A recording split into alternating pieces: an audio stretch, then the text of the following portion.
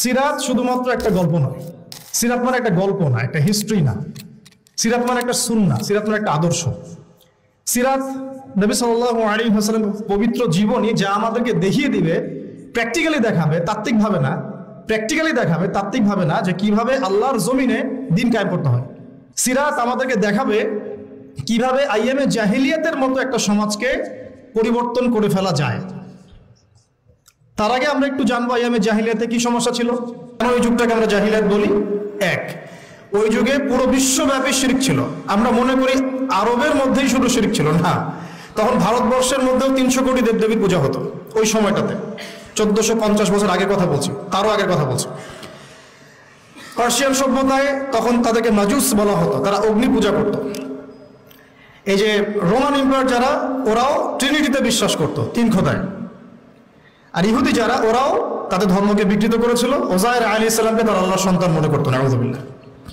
এক কথায় প্রত্যেকটা সেক্টরে কন্টিনেন্টের মধ্যেই শিরক ছিল মূল পাপ। আর আরবের মধ্যে তো তারা কাবা ঘরের মধ্যেই প্রায় 360টা মূর্তি স্থাপন করেছিল। তাহলে মূল সমস্যা কি ছিল আইয়ামে জাহিলিয়াতের? সবাই একটু বলার চেষ্টা করি। এখন এই পয়েন্টটা ধরে আপনি পুরো বিশ্বটাকে আজকে মেলাবেন। বিশ্ব মেলানোর আগে আপনি আপনার এলাকাটাকে মেলাবেন, জেলাকে মেলাবেন, রাষ্ট্রকে মেলাবেন, তারপর বিশ্বে যাবেন।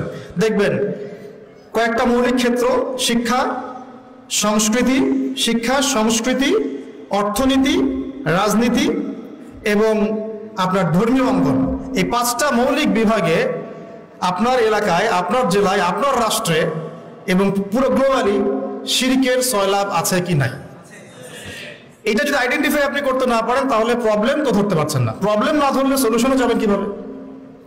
যখন আমরা সলিউশনের কথা আলোচনা করব, যে উপায় কি, কিভাবে কায়েম করব, তার আগে তো আমাকে ফাইন্ড আউট করতে হবে যে প্রবলেমগুলো কি কি। তাহলে আমরা কি এই বিষয়টা বুঝতে পারলাম যে ওই সময় যেমন শিরক ছিল, এটা এই বিশ্ব তার চেয়েও বড় স্কেলে শিরকটা কিন্তু এখনো আছে। এটা আপনারা যদি একটু ঘাটাঘাটি করেন তাহলে বুঝবেন। আমার কাছে সময় বেশি নাই, আমি ডিপে যাচ্ছি না। সেকেন্ড প্রবলেমটা ছিল রিবা, সুদ ভিত্তিক অর্থ ব্যবস্থা। আইয়ামে জাহিলিয়াতের সেকেন্ড বিগেস্ট প্রবলেম ছিল সুদ ভিত্তিক অর্থ ব্যবস্থা। এখনকার বিশ্বে বলেন নাই? 3টা অপশন, নাই, আছে, সঠিক উত্তরে টিক চিহ্ন দিন। নাই, আছে, অনেক বেশি আছে, কোনোটাই নয়, অনেক বেশি। আমাদের এখানে সবচেয়ে বিচক্ষণ এবং তাকওয়াবান ব্যক্তিকে যদি আপনি এখন বাংলাদেশের প্রধান উপদেষ্টা বানায় দেন, তিনি সুদের বাইরে কোনো ব্যাংকিং সিস্টেম এখন ইনস্ট্যান্ট চালু করতে পারবেন না। যতক্ষণ না ওই যে দাজ্জালীয় মোরল শক্তির গোড়ায় আপনি আঘাত না করছেন, ততক্ষণ পর্যন্ত আপনি রিবা বিহীন একটা ব্যাংকিং সিস্টেম সারা বিশ্বকে দিতে পারবেন না। অনেকে বলে আমরা অনেকে কিছু কিছু ভবিষ্যৎবাণী করি, আসলে আমরা বর্তমান নিয়ে কথা বলি। বর্তমান সম্পর্কে তাদের জ্ঞানের ঘাটতির কারণে এটাকে ভবিষ্যৎ বলে মনে হয় অনেকের। এই ডলার বেসড যে ব্যাংকিং সিস্টেমটা আছে, ইনশাআল্লাহ আযজা ওয়া জাল, ইনশাআল্লাহ তাআলা অচিরেই এই ডলার বেসড ব্যাংকিং সিস্টেমটা পড়ে যাবে ইনশাআল্লাহ। দেখেন আপনারা, দেখতে থাকেন কি হয়। তো পড়ে গিয়ে যে রাতারাতি আবার ইসলামিক ব্যাংকিং আসবে এমনটা মনে হচ্ছে না। হয়তোবা সেই জায়গা দখল করবে ইসরায়েলের অর্থ ব্যবস্থা। হয়তোবা কোন একটা রাষ্ট্রের আধিপত্যকে দমন করতে হলে ওই রাষ্ট্রের অর্থনৈতিক ভিত্তিকে নষ্ট করতে হয়। এর আগে ব্রিটেনের ব্যাংক সারা বিশ্বকে শাসন করেছিল, ডলার এসে সেটাকে রিপ্লেস করেছে। এখন ডলারকেও রিপ্লেস করবে কিছু না কিছু। সেটা হয়তো বা কাগজের টাকা নাও হতে পারে, সেটা হতে পারে ক্রিপ্টোকারেন্সি বা ইলেকট্রনিক মানি। কয়দিন আগে আপনারা একটা কথা শুনেছিলেন না, যে আমরা ক্যাশলেস সোসাইটি চালু করতে চাই? একজন বলেছিলেন তো, গত গভর্নমেন্টের একজন, শুনেন নাই? ক্যাশলেস সোসাইটির মধ্যে এই শুভঙ্করের ফাঁকিটা ছিল। এটা হয়তো পুরো ইলেকট্রনিক একটা সিস্টেম, যেটার সম্পত্তির কোনো সিকিউরিটি নাই। যাই হোক, ওই আলোচনা যাচ্ছি না। আমাদের অর্থনীতি সংক্রান্ত অনেক বই বাজারে এখন এসেছে, আপনারা পড়তে পারেন। তো মূল কথাটা হচ্ছে রিবা বেসড যে ইকোনমিক সিস্টেম, এটা আইয়ামে জাহিলিয়াতের সুন্নত, এটা নতুন কোনো সুন্নত নয়। তৃতীয় সমস্যা মাদক দ্রব্যের সমস্যা ছিল। এই সমস্যাটা এখন আপনারা দেখতে পাচ্ছেন, শুধু মাদক না, পুরো নৈতিক অবক্ষয়। বিশ্ব এমন কোনো যুগ আজ পর্যন্ত দেখে নাই যেখানে জিনাটাকে শুটিং করে একটা ইন্ডাস্ট্রি বানানো হয়। এমন কোনো বিশ্ব আজ পর্যন্ত আসে নাই বিশ্ববাসীর সামনে, এমন কোনো সময় বিশ্ববাসীর সামনে আসেনি মহাকালের ইতিহাসে যে জিনা নোংরা একটা কাজকে শুট করে এটাকে শিল্পের আকৃতি দিয়ে সবার ঘরে ঘরে পৌঁছে দেওয়া হয় ইন্টারনেটের মাধ্যমে। এটাকে আমার ইন্ডাস্ট্রির নাম দেওয়া হয়, তারা বলে এটা পর্ন ইন্ডাস্ট্রি। এবং সেখানকার যারা অ্যাক্টিং করে ওদেরকে বলা হয় পর্ন স্টার, তারকা। তারা না, তারা উপাধি দিয়েছেন তারা। লা হাওলা ওয়ালা কুওয়াতা ইল্লা বিল্লাহিল আলিয়্যিল আযীম। ভূমিকম্প আসার এগুলো হচ্ছে কারণ আসলে জিনা, মাদক, বাদ্যযন্ত্র, গান বাজনা ইত্যাদি। তো এখন শুধু মাদকে সীমাবদ্ধ নাই, বরং মাদক, জিনা, ব্যভিচার, পরকীয়া, আপনার এই লালন তত্ত্ব, হ্যাঁ, সংস্কৃতির দোহাই পেরে বিভিন্নভাবে আমাদেরকে ওই নৈতিক অবক্ষয়ের জায়গাটায় নিয়ে আসা হয়েছে। এটা আইয়ামে জাহিলিয়াতের সুন্নাত, এটা নতুন কোনো সুন্নাত না। 4, ওই সময় নারী জাতির একেবারে অবমূল্যায়ন করা হতো, যেটা আপনারা অনেকেই জানেন।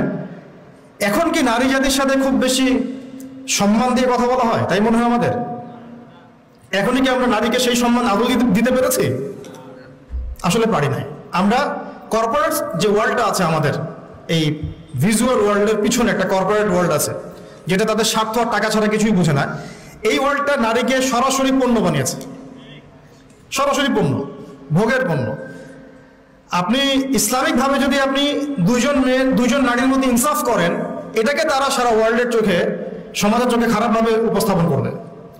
কিন্তু আপনি যদি ভিতরে ভিতরে নাউযুবিল্লাহ 8টা-10টা মেয়ের সাথে নোংরা সম্পর্ক করেন, তারা এটাকে প্রমোট করবে এবং এগুলোকে তারা বলবে কাছে আসার গল্প। কথাগুলো কি একটু ভারী হয়ে যাচ্ছে না, বোঝা যাচ্ছে? আচ্ছা, তো প্রিয় ভাইয়েরা, নারীর সেই সম্মান এখন পর্যন্ত ওইভাবে আমরা দিতে পারি নাই। কোনো কোনো ক্ষেত্রে আমরা আমাদেরকেও দোষ দিব, জি, আমাদেরকে আমরা দোষ দিব, কারণ আমরাও কোনো কোনো ক্ষেত্রে আমাদের মেয়েদেরকে আয়েশা রাদিয়াল্লাহু আনহার মতো মানুষ করতে পারি নাই। আপনি আমাকে বলেন যে আপনার একটা মেয়ে আছে, আপনি তাকে মুহাদ্দিসা বানাতে চান, কতগুলো অ্যাভেলেবল প্রতিষ্ঠান আপনার সামনে আছে, কতগুলো, পরিবেশ, এনভায়রনমেন্ট সবকিছু মিলিয়ে। আমরা তাদের শিক্ষার ক্ষেত্রে, তাদের শিক্ষা, তাদের নিরাপত্তা, তাদের এই উম্মার খেদমতে তারাও যে আমাদের সাথে অংশগ্রহণ করবে, এই ক্ষেত্রটাতে আমরা কতটুকু এগোতে পেরেছি, এটাও কিন্তু ভাবতে হবে। আত্মসমালোচনা ব্যাপারটা এমন যে আয়নার সামনে দাঁড়ানো, যে আমার চেহারায় কি কি ত্রুটি আছে আমাকে দেখতে হবে এবং খোলা মনে দেখতে হবে। আল্লাহ পাক আমাদেরকে বোঝার তৌফিক দান করেন। 5 নম্বর সমস্যাটা ছিল যে গোত্রীয় হানাহানি। গোত্রীয় একটা হানাহানি ওই সমাজে ছিল। যুদ্ধ বিগ্রহের বিস্তীর্ণ ইতিহাস আছে, এগুলো আপনারা রাহিবুল মাখতুম সহ, নবী রহমত, এছাড়া আরো যত কিতাব আছে।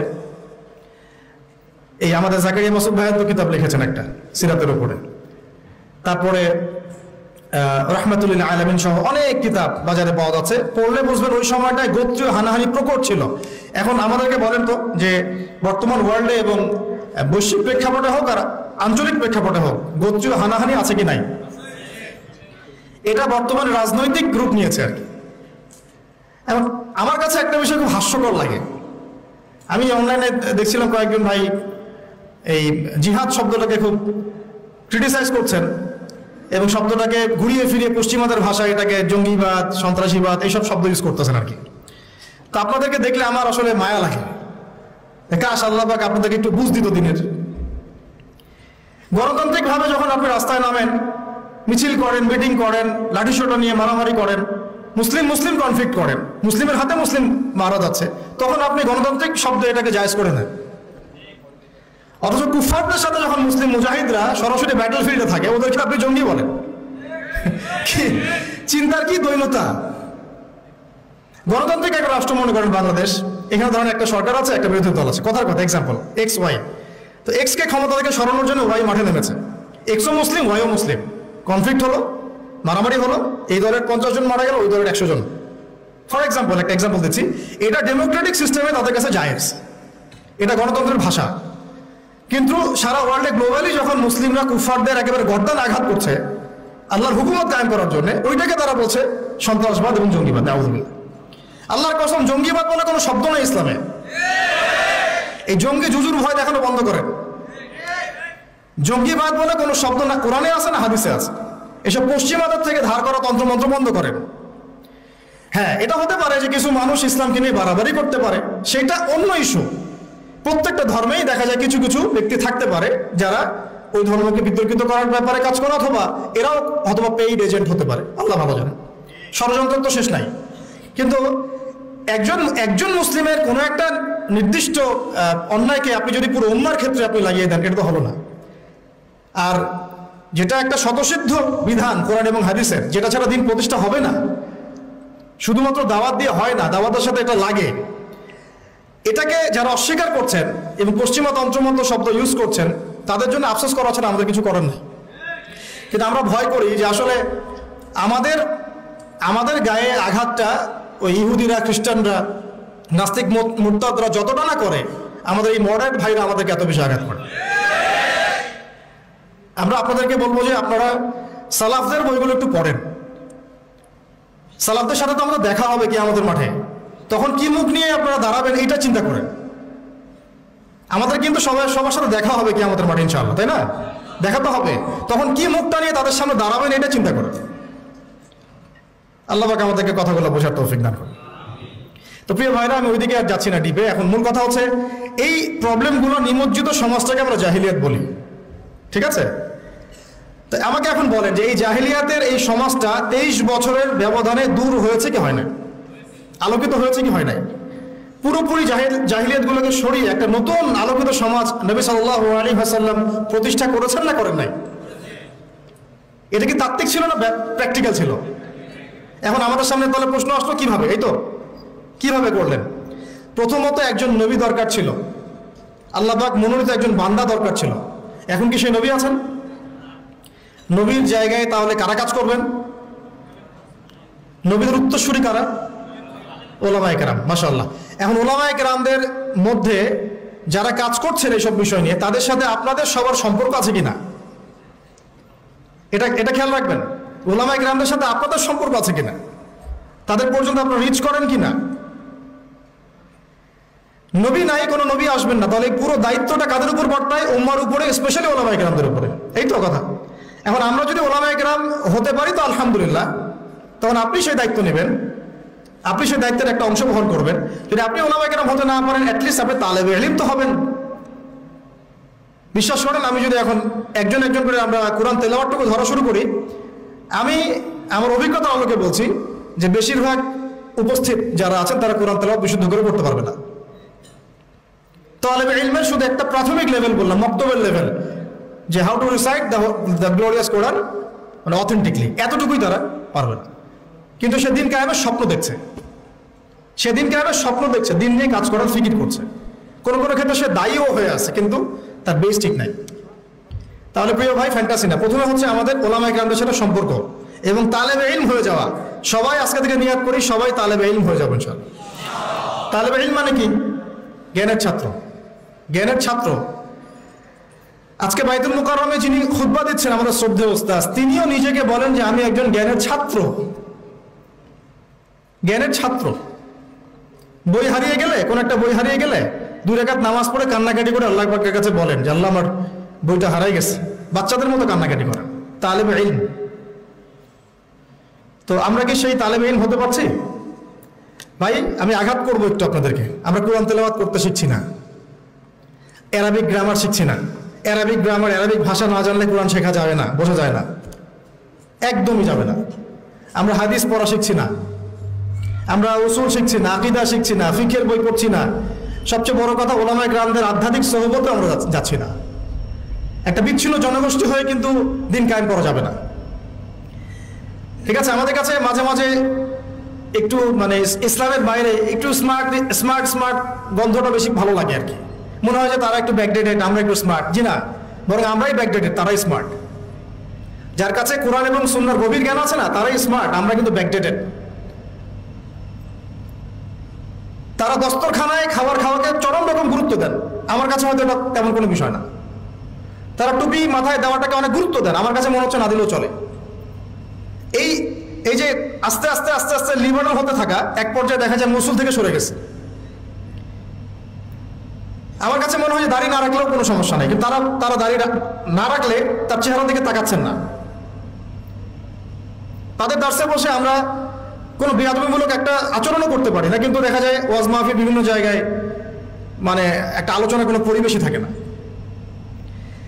তো আদব, আখলাক, তাজকিয়া, এই তিনটা জিনিস, আদব, আখলাক, তাজকিয়া, এই তিনটা জিনিস ইলমের সাথে সম্পৃক্ত, এবং এই তিনটা জিনিস অর্জন হবে বরেণ্য আধ্যাত্মিকতা সম্পন্ন উলামায়ে কেরামদের আধ্যাত্মিক সোহবতে।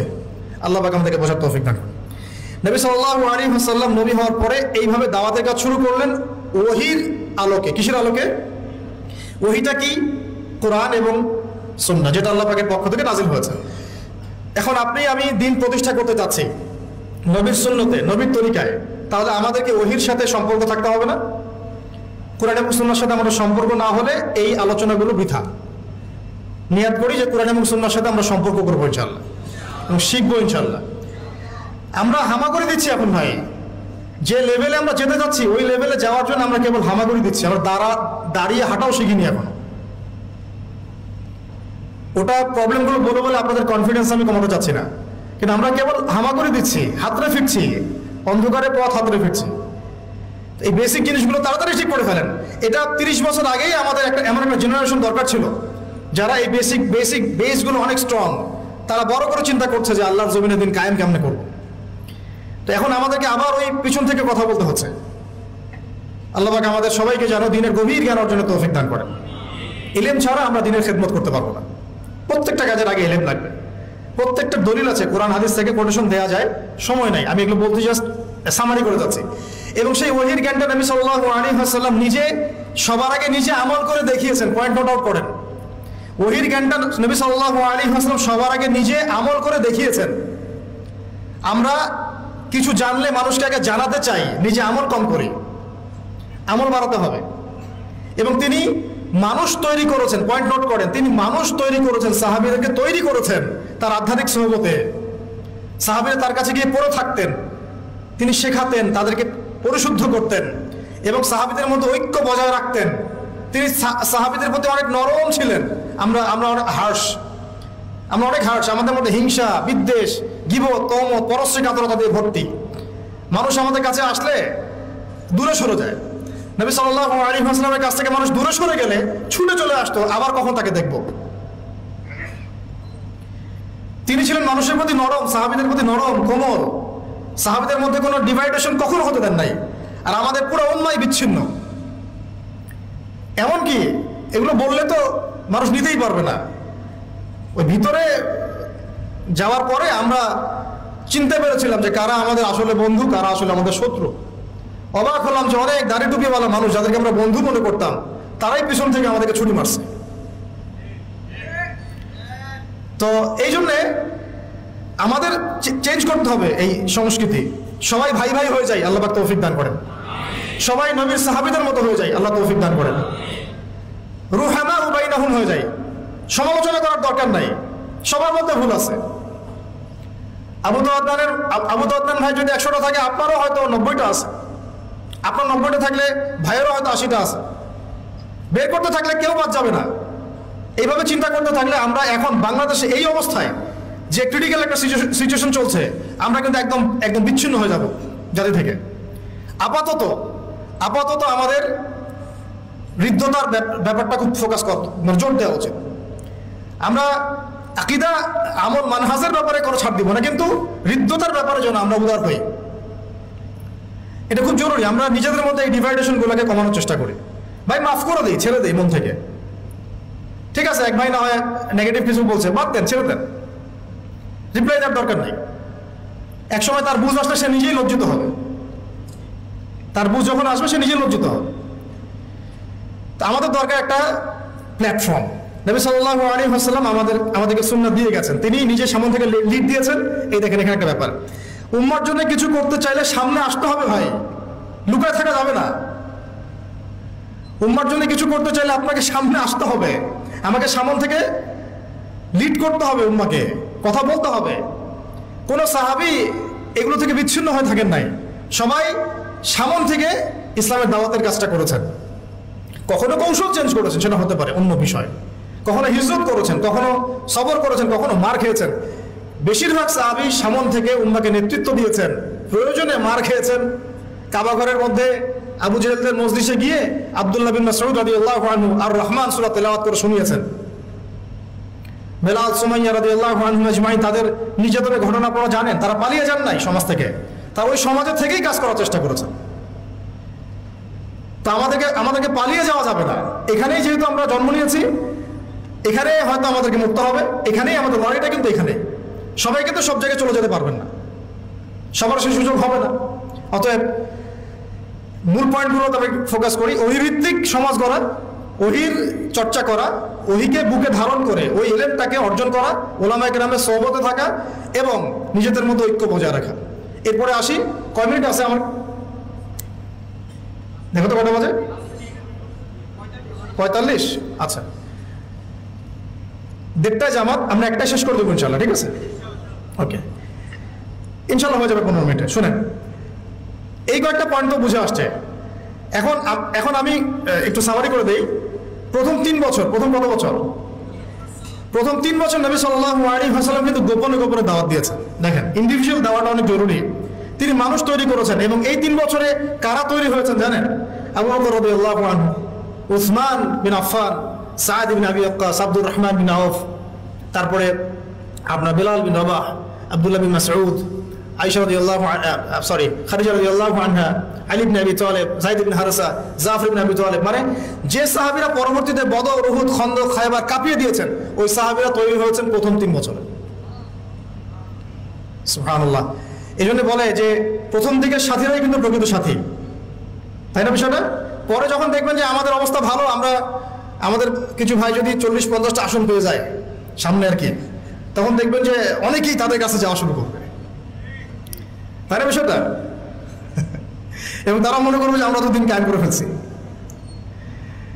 দেখেন, দিন কায়েম হবে তখনই যখন আল্লাহ পাকের যে কোরআন সুন্নাহ ভিত্তিক যে ওহির বিধানটা, এই বিধানটা যখন আল্লাহর জমিনে প্রতিষ্ঠিত হবে, তখনই কেবলমাত্র দিন কায়েম হবে। তার আগ পর্যন্ত হ্যাঁ আপনি বলতে পারেন যে হ্যাঁ আমি আগের চেয়ে একটু ভালো আছি, আগের চেয়ে একটু ভালো থাকলেও অসুবিধার কিছু নাই। যদি ওইটা দিয়ে ইসলামের কিছু খেদমত করতে পারেন তাও ভালো, কিন্তু আপনার টার্গেটটা থাকতে হবে পরিপূর্ণ শরিয়া কায়েম করা। কিন্তু টার্গেট তো আমাদের আছে একটা, এই টার্গেট তো হুট করে অ্যাচিভ করা যাবে না। তো আয়না ঘরে পড়ে থাকার চেয়ে তো কমপক্ষে সামনে দাঁড়ায় কথা বলাটা ভালো, নাকি রফিক ভাই কি বলেন? অ্যাটলিস্ট এটা ভালো না? তো যদি একজন আমাকে ধরে আয়না ঘরে ঢুকে রাখলো, আর একজন ধরেন বের করে এসে বলুন ঠিক আছে আপনি কথা বলেন, সমস্যা নেই, তো আমি তো এই সুযোগটা নিব, অ্যাটলিস্ট নিব না? তো এই জন্য আমরা দাওয়াতের মাঠ রেডি করতে থাকবো। আমাদেরকে একটু বিচক্ষণ হতে হবে সবসময়, মানে একবারে ছাড় না দেওয়ার মানসিকতা, এটা থেকে একটু বের হয়ে আমাদের মনে হয় যে একটু ডিপ্লোম্যাটিক হওয়া উচিত, উসুল ঠিক রেখে, উসুল জায়গা ঠিক রেখে। এই যেহেতু আমরা ওলামায়ে কেরামের সাথে মাশওয়ারা করবো, তা সেক্ষেত্রে আমাদের উসুল থেকে সরে যাওয়ার কোনো সুযোগ নাই ইনশাআল্লাহ। মাশওয়ারা ভিত্তিক আমরা আগাবো ইনশাআল্লাহ। তো এখন 3 বছরের গোপন দাওয়াতের পরে যখন প্রকাশ্যে দাওয়াত শুরু হলো, তখন মারাত্মক রকমের নির্যাতন নেমে আসলো। ওই নির্যাতনের সময় কিন্তু নবী সাল্লাল্লাহু আলাইহি ওয়াসাল্লাম সাহাবীদেরকে অস্ত্র দিয়ে প্রতিবাদ করতে বলেন নাই, বরং সবর করতে বলেছেন। এই সবরের পিরিয়ডটা কিন্তু আমরা পার করে আসছি। সবর করিনি আমরা বিগত 15-20 বছর, 25-30 বছর। আমাদেরকে যেভাবে সবাইকে নির্যাতন করা হয়েছে, প্রত্যেকটা সংগঠনের নাম ধরে ধরে বলা যাবে, ব্যক্তির নাম ধরে ধরে বলা যাবে, তাদের মধ্যে কেউ একজনকে আপনি দেখান যে সে অস্ত্র হাতে বের হয়েছিল, দেখান অস্ত্র হাতে নিয়ে বের হয়েছিল সরকারের বিরুদ্ধে বিদ্রোহ করার জন্য? কোন মুসলিম অ্যাসোসিয়েশন? কেউই বের হয় নাই। তাহলে আপনারা পশ্চিমাদের শেখানো শব্দটাকে কিভাবে আমাদের সাথে জুড়ে দিচ্ছেন? যদি ওই রকমই কোনো আচরণ কেউ করতোই, তাহলে আপনারা কি আদৌ থাকতে পারতেন বাংলাদেশে? কত আগেই তো আপনাদের কাম খালাস হয়ে যাইতো। কিন্তু সবাই সবর করেছে, মাইর খেয়েছে, কেউ 10 বছর, 12 বছর, 8 বছর, 5 বছর, কেউ 3 বার, 4 বার, 5 বার করে, কত কিছু হয়েছে আপনারা তো জানেনই না। আমি শুধু একটা কথা বলি, শুনেন, চায়ের কাপে আর ফেসবুকে ঝড় তোলার চাইতে, চায়ের কাপে আর ফেসবুকে এইসব আলোচনার ঝড় তোলা আর এই যে আয়নাঘরের একটা রিমান্ড, এটাকে আপনি 1000 কোটি গুণ দিয়েও আপনি হিসেব করতে পারবেন। ওই চায়ের কাপে ফেসবুকে এগুলো নিয়ে তর্ক বিতর্ক ঝড় তোলা অনেক সহজ। আর যারা ওইসব জায়গা ফেস করে আসছে, তাদের যে ত্যাগ, স্যাক্রিফাইস এবং তাদের সবর, ইস্তেকামা, ঈমান, তাদের জীবনের জজবা, এটার সামনে দাঁড়াই দিয়ে পারবেন না আপনারা। আমাদের অনেক বোনকে আমরা জানি এরকম অবস্থার সম্মুখীন হয়েছে, বোন, ছেলে তো বাদ, বোন। তো আমরা দোয়া করি আল্লাহ পাক এই সমস্ত মানুষের ত্যাগ কোরবানিগুলোকে কবুল করেন। এই কোরবানিগুলোর ফলশ্রুতিতে তাদের চোখের পানি, তাদের তাহাজ্জুদ, তাদের দোয়া, তাদের এই যে আধ্যাত্মিকত্ব, আল্লাহকে ডাকা, এগুলোর বদৌলতে আজকের দিন পেয়েছি আমরা। এটা একদিনের শুধু রেভলিউশন এটা হয় নাই। যারা এখন ক্রেডিট নেওয়ার প্রতিযোগিতায় ব্যস্ত আছেন, এটা ভুল করতেছেন আপনারা, এটা ঠিক হচ্ছে না। এখানে ক্রেডিট পাওয়ার যোগ্য সে প্রত্যেকটা আল্লাহর বান্দা যে এখানে হকের উপর ছিল, যার উপর নির্যাতন হয়েছে, চোখের পানি ফেলেছে, সেজদায় আল্লাহর কাছে কান্নাকাটি করেছে, দোয়া করেছে। আমাদের মা বোনরা ঘুমায় নাই, রাতের পর রাত জেগেছিল, রাস্তাঘাটে দৌড়াদৌড়ি করে বেরিয়েছে, কেউ একটা ইন্টারভিউ পর্যন্ত নিতে চায় নাই। কিন্তু যখন ব্যাপারটা গ্লোবাল হয়ে গেছে তখন সব মিডিয়ার সামনে হাজির। এই জন্য আমরা আপনাদেরকে বিশ্বাস করি না, আপনারা সুবিধাবাদী। যখন যেদিকে হাওয়া তখন সেই দিকে দৌড় দেন। আমার নিজের ওয়াইফের কথাই বলতেছে, ডোর টু ডোর ঘুরে বেড়াইছে একটা ইন্টারভিউ নেওয়ার জন্য, যে উনি কোথায় গেল, হঠাৎ করে নাই হয়ে গেল, কিভাবে? কেউই কথা বলতে রাজি হয় নাই। এখানে আরো অনেক ভাই আছে যারা এগুলো শিকার, তারাও জানে এগুলো, সবার সাথে এগুলো হয়েছে। কিন্তু যখন আবার এটা আল্লাহ পাক ঘুরাইতেছেন অবস্থাটা, তখন আবার বাড়ির সামনে হাজির। তাহলে কাদেরকে বিশ্বাস করবেন আপনি?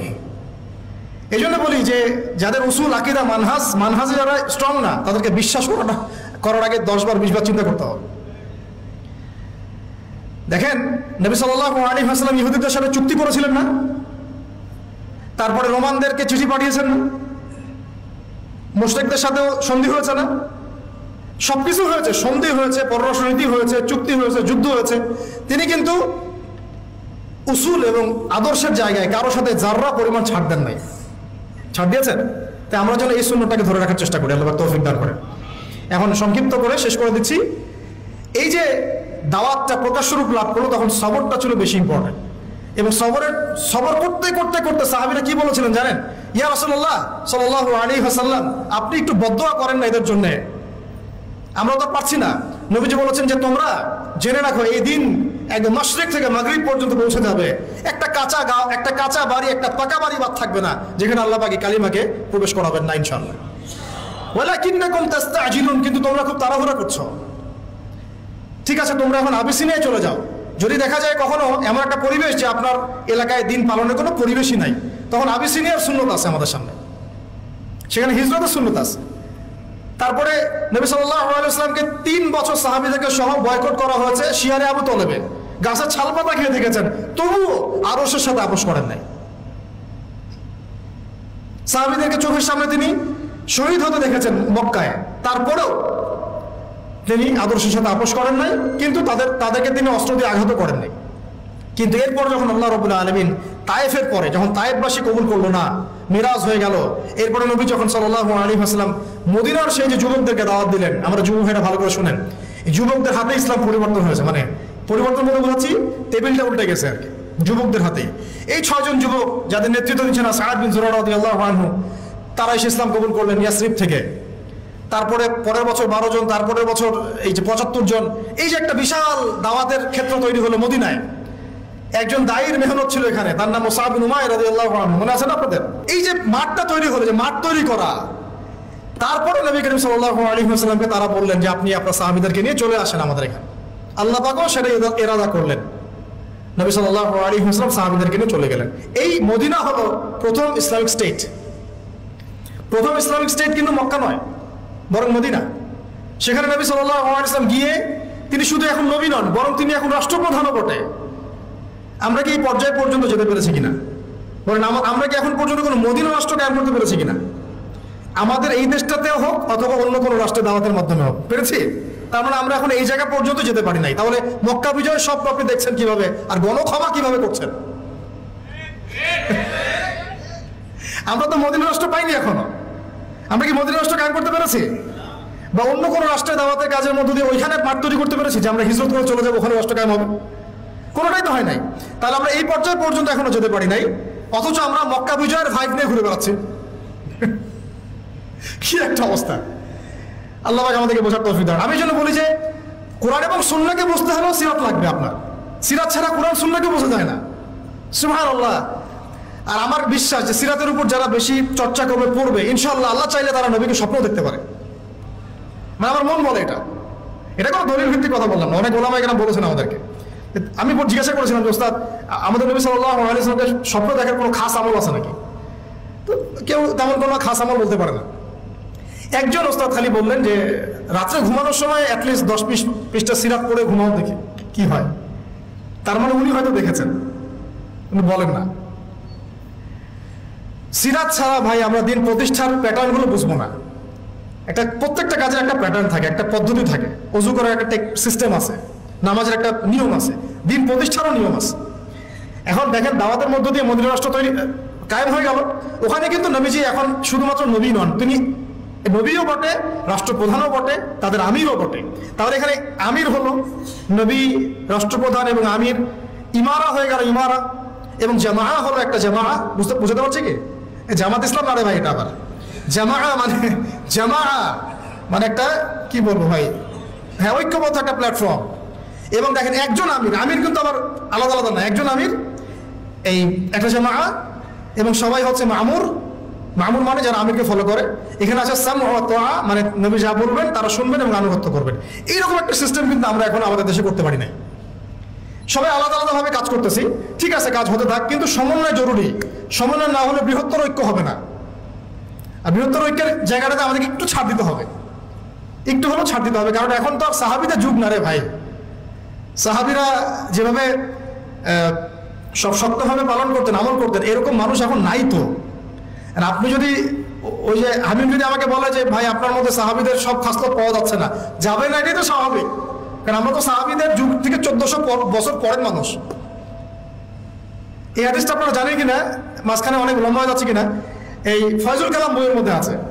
নবীজি বলেছেন সাল্লাল্লাহু আলাইহি ওয়াসাল্লাম যে তোমরা এমন একটা যুগে আছো আমার সাহাবীরা, শুনেন, তোমরা এমন একটা যুগে আছো হে আমার সাহাবীরা, তোমরা যদি ইসলামের 1/10 ছেড়ে দাও তোমরা ধ্বংস হয়ে যাবে। কিন্তু তোমাদের পরে এমন একটা যুগ আসবে যে যুগে যদি কেউ ইসলামের 1/10 উপরেও থাকে সে সফল হয়ে যাবে। মানে আমরা তো এখন ওই যুগে আছি। 10% ধরে রাখতে পারলেও ইনশাল্লাহ আপনি সফল হবেন। তো এরপরে মদিনা রাষ্ট্র কায়েম হলো। রাষ্ট্র কায়েম করার পরে কাজ কি? এখন আমাদের দায়িত্বশীল যারা এখন আছেন প্রেজেন্ট, তাদেরকে একটু বোঝান একটু, রাষ্ট্র পাওয়ার পরে কাজ কি, নবীজি কি করেছেন রাষ্ট্র পাওয়ার পরে? আগে তিনি মসজিদে নববী নির্মাণ করেছেন। তার মানে মসজিদে নববী ছিল শুধুমাত্র ইবাদতের জায়গা নয়, সেখানে দাওয়াতের কাজ হতো, সেখান থেকে সব ডিসিশন মেকিং হতো। এবং এরপরে তিনি আনসার আর মুহাজিরদের মধ্যে ভ্রাতৃত্বের বন্ধন স্থাপন করলেন। রাষ্ট্রীয় ক্ষমতা পাইলে আমাদের কাজ কি? আধ্যাত্মিক পরিবেশ তৈরি করা, দ্বীনি ইলমের পরিবেশ তৈরি করা, দাওয়াতের পরিবেশ তৈরি করা, এবং উম্মার এই জাতির মধ্যে ঐক্য নিয়ে আসা। আমরা তো কি করতেছি? সংবিধান সংস্কার করতেছি, এটা আমাদের এখন এজেন্ডা, তাই না? এই পলিসিতে, যে পলিসিতে আপনারা আগাচ্ছেন, এই পলিসিতে যদি সংবিধানকে 10-12 সংশোধন করেন, আপনারা নাকি ইসলামিক সংবিধান তো বানাবেন না। বানাবেন? সহজ কথা বলেন, কখনোই বানাবেন না। তাহলে মদের বদল খালি চেঞ্জ করতেছেন, এই তো, আর তো কিছু না। তাহলে মূল কাজটা কিন্তু আমাদের এখন করা দরকার ছিল, জাতিগত ঐক্য নিয়ে আসা। জাতিগত ঐক্যটা খুব জরুরি ছিল। সবাইকে নিয়ে বসা, ওলামা ইকরামদেরকে প্রাধান্য দেওয়া, তাদের কাছে যাওয়া, তাদের সোহবতে যাওয়া, পরামর্শ নেওয়া, মাশওয়ারা করা, এবং মসজিদগুলোকে আবাদ করে দেওয়া। এর ভিত্তিতে কি করা? দ্বীনের ইলমের দাওয়াতটা ছড়ানো, প্রকৃত ইসলামের দাওয়াতটা ছড়ানো, এটা ছিল কাজ। এর সাথে নবী সাল্লাল্লাহু আলাইহি ওয়াসাল্লাম কি করেছেন? ভ্রাতৃত্বের বন্ধন স্থাপন করেছেন, সামরিক বাহিনী শক্তিশালী করেছেন। দেশটা এখন নাজুক অবস্থা, সামরিক বাহিনীগুলোকে খুব শক্তিশালী করা দরকার ছিল এখন। তারপরে তিনি ওই সময় সারিয়া অভিযানগুলো শুরু করলেন, দেশের নিরাপত্তার স্বার্থে সারিয়া অভিযানগুলো শুরু করলেন। সারিয়া আর গাজওয়া এক না, কিন্তু সারিয়া মানে যেখানে নবী সাল্লাল্লাহু আলাইহি ওয়াসাল্লাম নিজে যান নাই, অন্য সাহাবীকে আমির করে পাঠিয়েছেন। গাজওয়া হচ্ছিল, এবং অর্থনৈতিক ভিত্তিটা তারা শক্ত করলেন।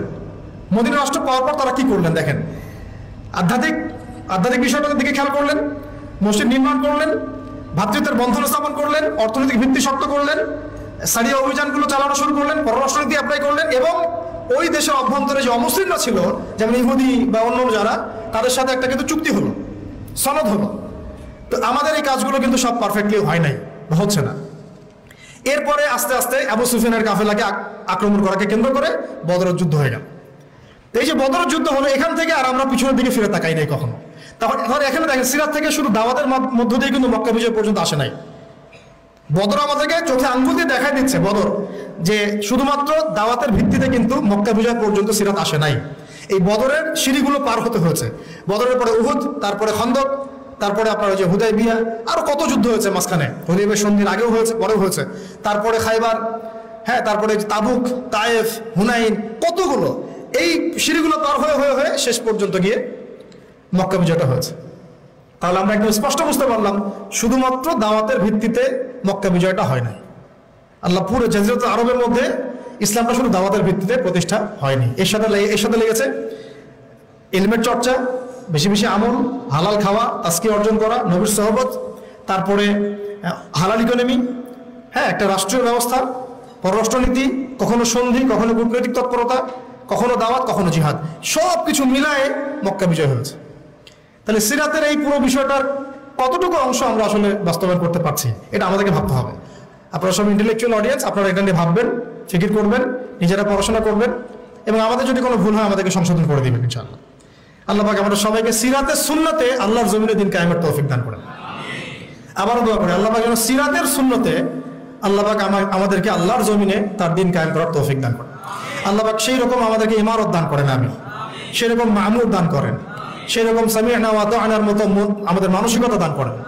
আল্লাহ পাক আমাদেরকে ওই ইলমগুলো অর্জন করার তৌফিক দান করেন, ইলমের সেই গভীরতায় যাওয়ার তৌফিক দান করেন, বেশি বেশি আমল করার তৌফিক দান করেন, সাহাবী ওয়ালা জিন্দেগি যাপন করার তৌফিক দান করেন, সাহাবী ওয়ালা জিন্দেগি যাপন করার তৌফিক দান করেন। এবং ইসলামের জন্য তারা যেভাবে তাদের জান, মাল, সময়, শ্রম উজাড় করে দিয়েছেন, ওইভাবে আমাদেরকেও দিনের জন্য কাজ করার তৌফিক দান করেন। সবচেয়ে বড় কথা, আল্লাহ পাক আমাদের সবাইকে যেন একটা বৃহত্তর ঐক্যের প্ল্যাটফর্ম দান করেন। আমরা আশাবাদী ইনশাল্লাহ, আমরা স্বপ্ন দেখব, স্বপ্নই আমাদেরকে ইনশাল্লাহ বাস্তবের রূপ দেখাবে এক সময় না এক সময়। অনেক ভালো কাজ হচ্ছে মাশাআল্লাহ, প্রত্যেকটা জেলায় জেলায় খুব ভালো কাজ হচ্ছে। আমি চাচ্ছি, মন থেকে আমার দোয়া এবং চাওয়া, সবগুলো কাজগুলোকে একটা সমন্বয় করা, অ্যাটলিস্ট আকীদা, আমল এবং মানহাজ, এই উসুলের মানদণ্ডে।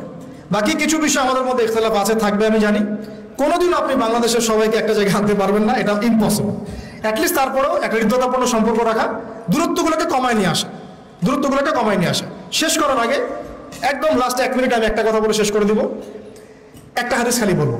নবী সাল্লাল্লাহু আলাইহি ওয়াসাল্লাম বলেছেন সাল্লাল্লাহু আলাইহি ওয়াসাল্লাম যে কাতার সোজা করো, মিলে মিলে দাঁড়াও, মাঝখানে দূরত্বগুলোকে বন্ধ করো, কাঁধে কাঁধ মিলে মিলে দাঁড়াও। তোমরা যদি এভাবে মিলে মিলে না দাঁড়াও, একে অপরের সাথে মিলে মিলে না দাঁড়াও, তাহলে আল্লাহ রাব্বুল আলামিন তোমাদের হৃদয়গুলোর মধ্যে দূরত্ব সৃষ্টি করে দিবে। আমাদের নামাজের কাতার ঠিক নাই, আমাদের হৃদয়ের অবস্থাও ঠিক নাই। আল্লাহ পাক আমাদেরকে নামাজের কাতারও যেমন সীসা ঢালা প্রাচীরের মতো করার তৌফিক দান করেন, আমাদের মনগুলোকে আল্লাহ পাক জুড়ে দেন। আমি একটা দোয়া করছি, আপনারা আমিন বলবেন। আল্লাহুম্মা আল্লিফ বাইনা কুলুবিনা, আমিন, ওয়া আসলিহ যাতা বাইনানা, ওয়াহদিনা সুবুলাস সালাম, ওয়া নাজ্জিনা মিনাজ যুলুমাতি ইলান নূর, ওয়া জান্নিবনা আল ফাওয়াহিশা মা যাহারা মিনহা ওয়া মা বাতান।